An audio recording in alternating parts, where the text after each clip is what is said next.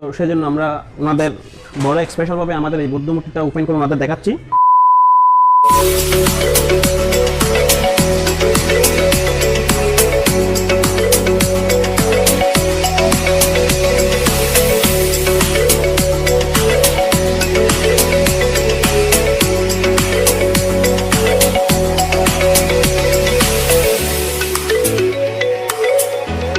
তো গাইজ তোমরা দেখতে পাচ্ছ আমি এখন রিজরা ক্যাবেন্টার্সের সামনে মানে রোডে দাঁড়িয়ে আছি এবং আমার ওই যে হায়াবুসা লাল রঙের দাঁড়িয়ে আছে আমার সাথে।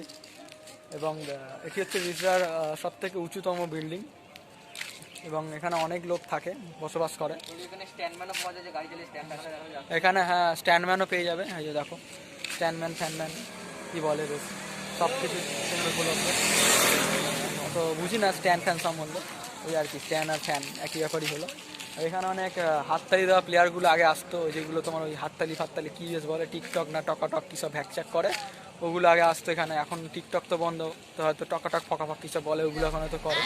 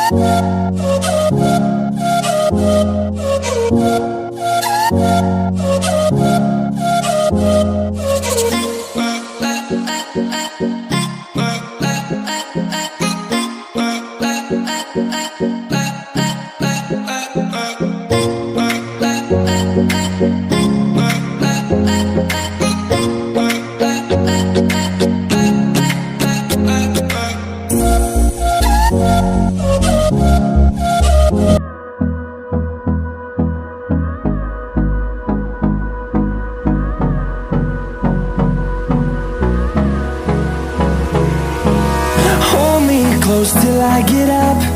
Time is barely on our side. I don't wanna waste what's left. The storms we chase are leading us, and love is all we'll ever trust. Yeah, no, I don't wanna waste what's left. And on we'll go, through the wastelands, through the highways, till my shadow turns to sun rays. And on we'll go, through the wastelands, through the highways, and on we'll go.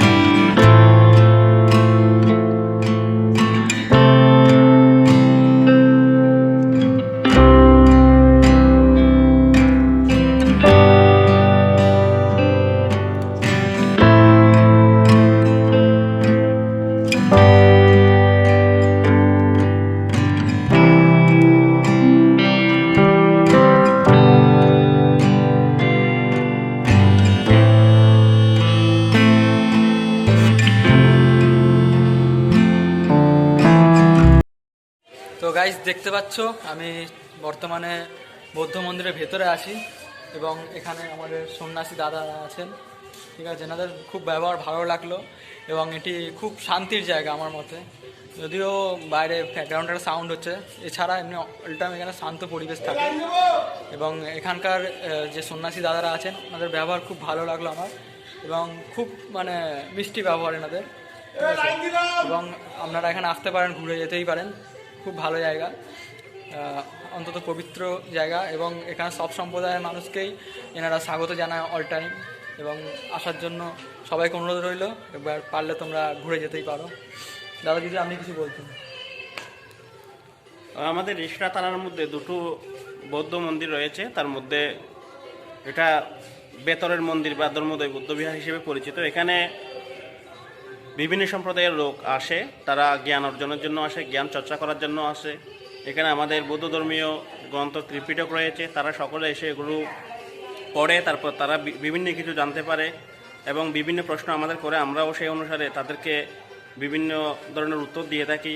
সব কিছু মিলিয়ে একটা সুন্দর পরিবেশ আমরা এখানে তৈরি করেছি। এখান থেকে আমরা বাচ্চাদেরকে শিক্ষা দিই, স্কুল আছে আমাদের, প্লাস আমরা প্রতি বছর বুদ্ধ পূর্ণিমা থেকে শুরু করে বিভিন্ন মহাপুরুষ যারা ভারতবর্ষের মধ্যে জন্মগ্রহণ করেছে তাদের উদ্দেশ্যে বিভিন্ন অনুষ্ঠান উপহার দিয়ে থাকি। তো আমি সবাইয়ের প্রতি একটা অনুরোধ জানাবো, সবাই ধর্ম বর্ণনা নির্বিশেষে সবাই আমাদের এই বৌদ্ধ মন্দির দর্শন করতে আসতে পারেন। অসংখ্য ধন্যবাদ দাদাকে, এবং উনি আমাকে খুব হেল্প করেছেন এবং আমাকে আসলাম যখন দাদা অনেক ব্যবস্থা করে দিয়েছেন, আমাকে ভিডিও করার সুযোগ করে দিয়েছেন। Thank you.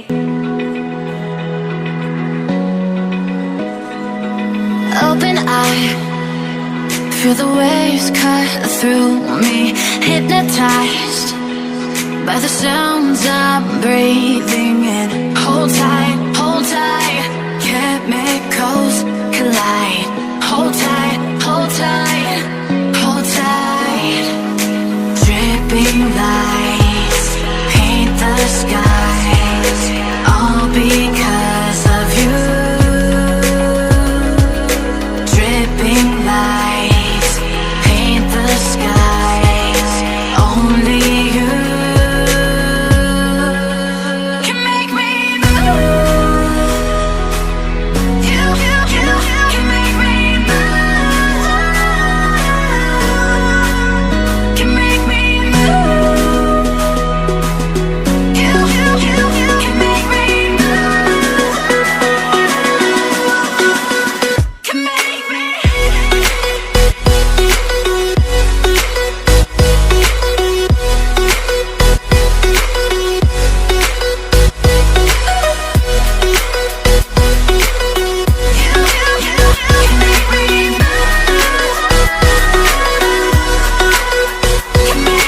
So alive, make it last forever. Stop in time, yeah, I'm surrendering.